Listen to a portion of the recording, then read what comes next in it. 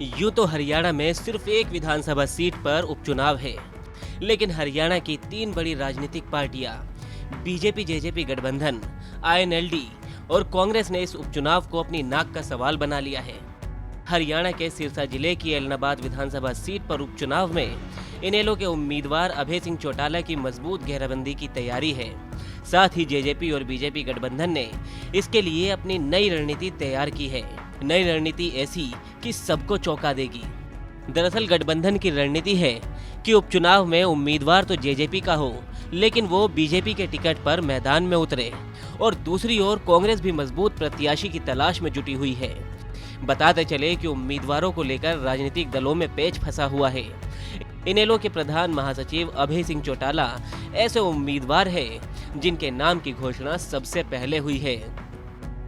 कांग्रेस और JJP BJP गठबंधन को अपनी पार्टी में ऐसे उम्मीदवारों की तलाश है जो अभय चौटाला को शिकस्त दे सके, क्योंकि इस बात में कोई शक नहीं है कि एलनाबाद चौटाला परिवार का गढ़ है। इसके लिए पिछले कई दिनों से पार्टियों में मंथन चल रहा है।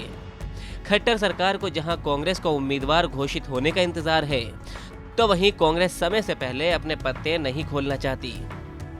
बता दें कि एलनाबाद उपचुनाव के लिए 8 अक्टूबर को नामांकन भरने की आखिरी तारीख है।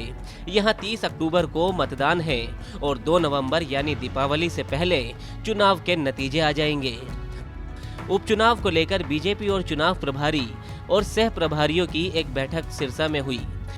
इस बैठक की अध्यक्षता बीजेपी के एलनाबाद चुनाव प्रभारी और बीजेपी हरियाणा के पूर्व प्रदेश अध्यक्ष सुभाष बराला ने की। उपचुनाव पर सुभाष बराला ने क्या कहा, जरा सुनिए। कि हमारी आज की जो मीटिंग थी, उस मीटिंग में यहाँ की जो हमारी व्यवस्थाएं हैं, संगठनात्मक हैं, राजनीतिक व्यवस्थाएं हैं, जो यहाँ पर चुनाव तक चलेंगी, वो किस प्रकार से हमने आगे उन व्यवस्थाओं को करना है, किन किन कार्यकर्ताओं को लगाना है और कैसे हमारे सहयोगी दल से बात करके भविष्य की जो योजना बनेगी उसके ऊपर काम करना है। मोटे तौर पे इन बातों के ऊपर चर्चा आज की बैठक में। वहीं किसानों के मामले पर बराला ने मोदी सरकार की तारीफों के पुल बांधते हुए विपक्ष पर निशाना भी साधा। और किसान भी हमारे भाई हैं, इनके साथ लग करके हम भी किसान हैं, इनके साथ लग करके हमने काम किया है। इनके दर्द को भारतीय जनता पार्टी का बूथ स्तर से लेकर के और प्रधानमंत्री तक का, राष्ट्रीय अध्यक्ष तक का हमारा नेता कार्यकर्ता इनके दर्द को समझता है और दर्द को समझता है। इसीलिए 3 कानून सरकार लेकर के आई, वरना इतना बड़ा फैसला पूर्व की सरकारें भी ले सकती थी, लेकिन किसी में मादा नहीं था।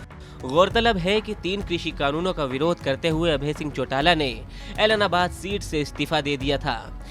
हालांकि अभी तक 3 कृषि कानून वापस नहीं हुए हैं। ऐसे में कांग्रेस और गठबंधन के नेता अभय सिंह चौटाला के चुनाव लड़ने पर सवाल उठा रहे हैं। उधर अभय सिंह चौटाला की दलील है कि उन्होंने लोगों की आवाज पर इस्तीफा दिया था और उन्हीं के कहने पर दोबारा से चुनाव लड़ रहे हैं।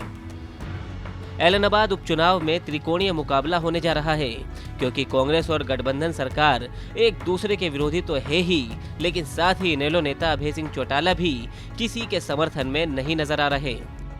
बल्कि बीजेपी जेजेपी के साथ ही वो कांग्रेस को भी आए दिन आड़े हाथ लेते रहते हैं, जिससे ये साफ है कि एलनाबाद उपचुनाव इस बार काफी दिलचस्प होने वाला है।